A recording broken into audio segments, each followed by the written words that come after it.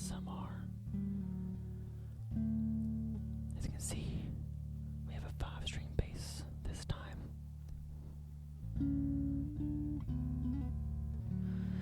Now, I probably won't go as technical this time about how to play in chord structures and in basic music theory. But I do want to talk about bass and just different styles of playing and why it sounds different, and really maybe give you appreciation for the instrument that often is just in the background of songs, holding down the chord progression, holding down groove. It really is the foundation that all the lead parts that are doing melodies and counter melodies and all sorts of other stuff are building upon. And those without the context of what the bass is doing would not really make sense or not be nearly as effective. I made the rookie mistake once again, even though it's in my job to play music pretty much every week and to make graphics and videos and things every week. Once again, I recorded about 30 minutes and was about to finish the video, and then realized, oh, the camera's not recording. If you also make YouTube content or any videos at all, and it happens to you, don't look down on me. I think it happens to all of us sometimes. So hopefully now this will go a little bit smoother. So, last time was a normal 6-string acoustic guitar. This is a 5-string electric bass. Obviously, the difference being electric and acoustic like that one was acoustic guitars. You could play in a room, not plugged in anything, and you could hear it pretty well, especially just normal, like if you're in your living room. Electric guitars are pretty quiet because pretty much the only way it's getting sound out is through these electronic pickups. They're designed for guitars. They're basically microphones that pick up the strings in a different way than microphones that pick up voices. And it's just a thin, solid piece of wood. Acoustic instruments are much deeper because they need all that space inside for air to help make the sound louder. So a bass, obviously, up here it's pretty high, but still totally lower than a guitar. But definitely down here it's much, much lower than a normal guitar. That's for a couple reasons. One, the strings are much bigger in circumference, and they're much longer. My acoustic is a Taylor 414 CE, which is, I would feel comfortable touring with it. You could record with it. Most of the time you're going to see Taylor guitars from the 500 series on up. For people touring and recording, but it's pretty close, and I haven't felt the need to really upgrade it for what I do. This bass is a Schecter Omen 5, which is a mid-range bass, which is not one you would normally see touring or recording with. I've upgraded several instruments before this one. I've upgraded amps several times to my amp I have now, and I probably should have upgraded this one before now, but it's live. I can tune my amp, adjust my amp and pedals to make it so we really can't tell that it's not a $2,000 Fender Jazz bass, which is what I'd probably give I'd upgrade. But I love the way it plays. If we do the studio, you can definitely tell it's doesn't sound quite as good as those Fender or Warwick or Music Man or some of those other Lakeland high-end basses. But for me and my needs, it's been a workhorse. And I love the way it plays. It sounds good enough live. And it's been a workhorse. It has never really let me down in the over a decade of weekly playing I've had to do with it. Now, on a normal guitar, electric or acoustic, in our normal guitar in the Western culture, the strings are 6 of them. The top 4 are E, A, D, G. Now, on bass, it's the same. If you have a 4-string bass, move this one out of the way, it's E, A, D, G. But on the 5-string, it actually adds a lower one and not a higher one. And this low one is B. Kind of like there's a B above the E on a normal acoustic. Well, the B is above the E, just lower on the bass. And honestly, I almost never use this low B. It's super low. This bass doesn't make it too muddy, but it's a little too low and out of character. It just doesn't sound good with a lot of the stuff I play, the music I play. Mostly I'll use it for this D that's right here. On a 4-string bass, you couldn't hit that low of a D. This would be the lowest D you could do right here. Sometimes it's really nice on the chorus or a build up or a bridge. You really want to punch it. You'll play this D the whole song. Then finally comes time to play the D there. You'll go to the low D. I'll rarely use the low C. Maybe every couple months I'll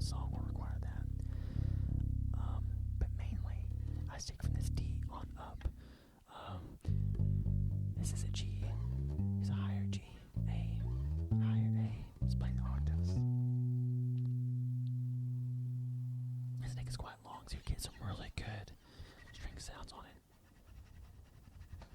Because the strings are so big, you can really see the grooves in them where they're round, and so that sound on guitars, you go, or the guitar pick, you can hear a lot better.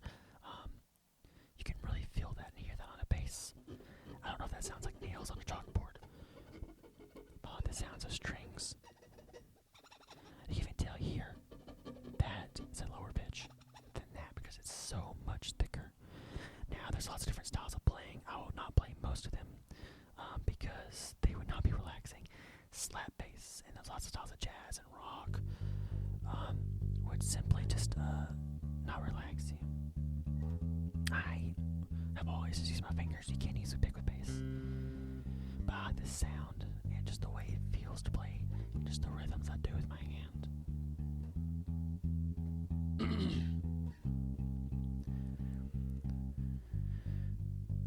Most of the time on bass, you're playing one string at a time. And that's different than acoustic guitar. Mostly because you're playing chords, you're playing multiple strings, multiple instruments. On bass, you're often be playing one string at a time. Now you can't do chords. I a lot of times, not in studios, but playing live, will add this octave high note. So it's another higher G, another higher D. May sprinkle those in there, just real subtly, because live you don't notice them as much. But they add kind of that little bit of a higher tone in there. It can help make the sound of the band a little bit more cohesive and just a little bit more full. If I try to play chords like you would on guitar, one, I don't have all the strings guitar has, so I can't do the full chords. But G, if you play a G chord on guitar, I'll just play this G. Whatever rhythm we're doing. Now if I try to do the chord, it's not super bad, but if I try to play a D, here's a C, I could try to play a C. It's not necessarily bad by itself, but it's not great, especially when you're playing with a band.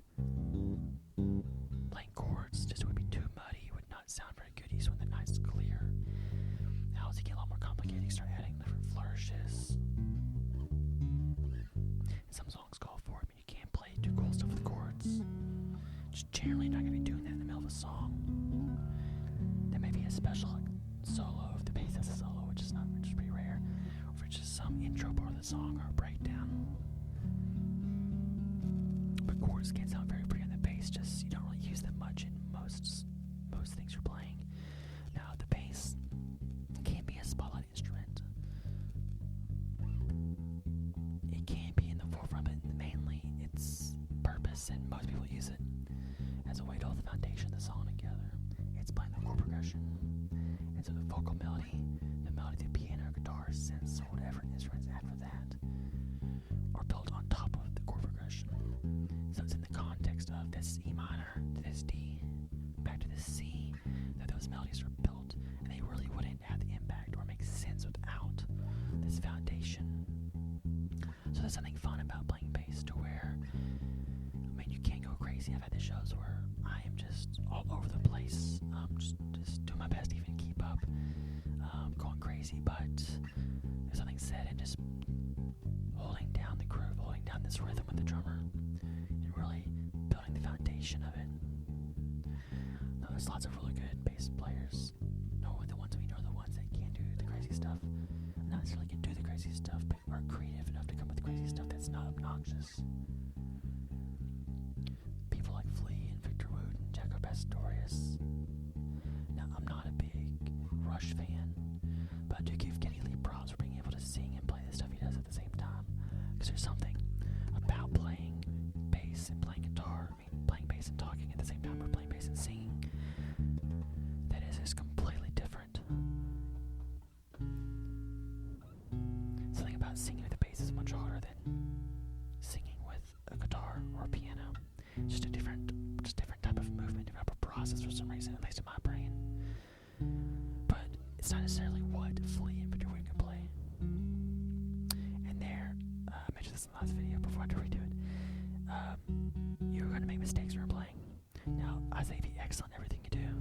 If you're going to play in front of 5 people or 500 people, man, practice, and so you're so good you don't mess up. But if you do mess up there, just keep on going. I it didn't happen, recover, and just keep it going. Especially when you're noodling around and just playing around like now, just experimenting. If you mess up, that's good. You're learning. You're learning something new. You're trying something new. So if you mess up a chord, you mess up a note while you're just messing around or playing or practicing, that's actually good. You need to learn from those things. So expect to hear me mess up a lot in all these videos that are here now and upcoming. It's not necessarily what Flamethrower would can play. Obviously, they're amazing, and I can't play everything they play, but I can play at a pretty much professional level. I would say 98% of the songs you hear or I've ever heard, I could probably play. I can do the crazy stuff, the double tapping, all the slap stuff, the jazz stuff, but really being able to play something, being able to come up with it, are different things. The musicians I like are not just the ones that are technically proficient and can just play the fastest, craziest, most complex stuff. I mean, that has some merit, but it's guys like Flamethrower that can play the technical hard stuff, but they're also the ones that come up with a lot of that cool stuff. And that creation, to me, is a lot more valuable than just being able to do it. Same with playing and gigging in bands. There's lots of bass players I know that can do the crazy stuff. When it comes time to learn a new song, and the leader's like, okay, we're at the key of B, and we're gonna build up here, drop out here, build up here. He's like, the verse is 1, 5, 6 minor 4, and then the chorus is 4, 1, 6 minor 5, or whatever. And you just start practicing as you're playing it. And those guys that really just can't remember chords or struggle to place just basic stuff like that, all they do is just do eighth notes, but they have trouble remembering the chord progression, or they can't really just hear what's coming next. The ability to hear that's coming next and just follow the band. I don't care if you do the craziest solos, if you can just follow the band consistently. If you're still messing up during the live show, that is not worth all the crazy solos you can do. Learn how to play well with other people first, and just hear songs and play and follow along. Being technical proficient is great if you want and do some cool stuff. It's cool if you want to try to impress some people with all the crazy solos you can do, or if it's music with a song, that's great. But before you get to that point, man, just learn the dynamics of how a song goes. Being able to just play on the fly and just hear the drummer build up or the lead singer drop out or build up, and just follow and to see what's going on in improv, and just have like a flawless song the first time you hear it, just because you can hear where the music's going. That is more valuable to me than all the slap and all the soloing and crazy techniques in the world.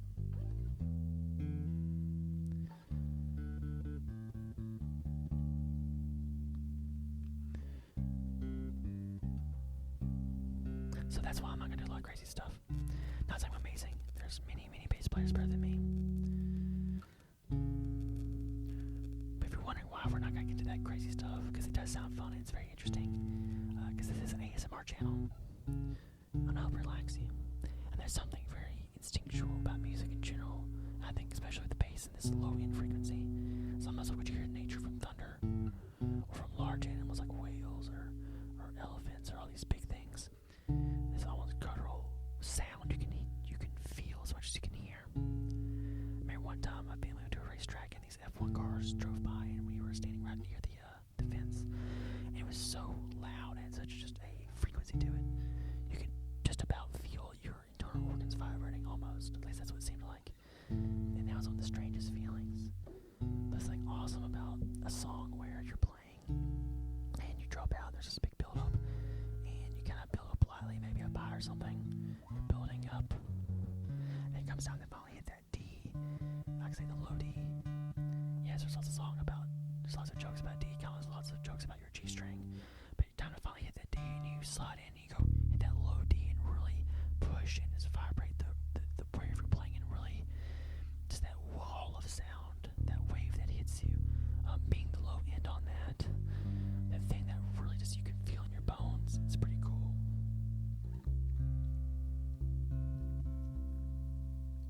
Now, bass is the first instrument I learned.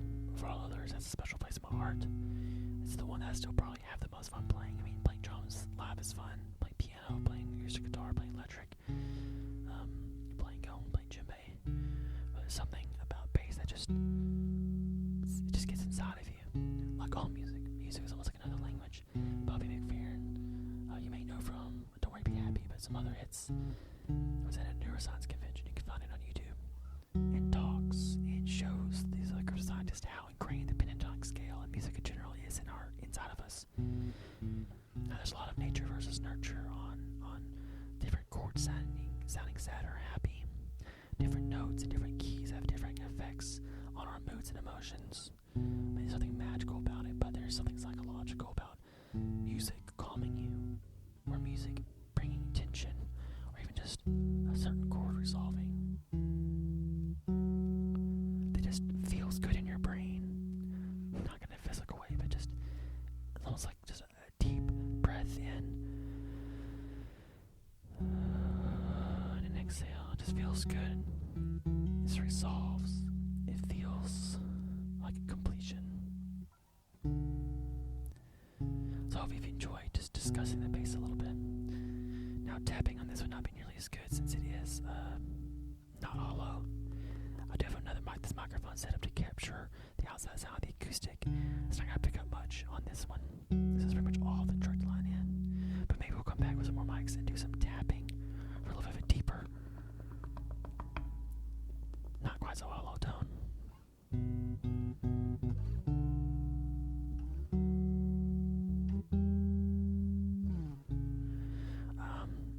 I could literally do this all day if I didn't have to actually do some work. But be creative. If you play bass or any instrument, learn what other people are doing. It's always good to know different techniques and different styles and know different songs, but try to take pieces of all sorts of things and then some of your own ideas and just create something completely new. I hope that this did give you some ASMR that's relaxing. And then next time I'll probably do the djembe with an instrument in here. Hopefully I'll remember to record the first time. But I hope that you feel a little bit deeper appreciation for the bass. I hope that you can see its function a little bit better. Maybe just learn a bit more about it. So I hope you're relaxed.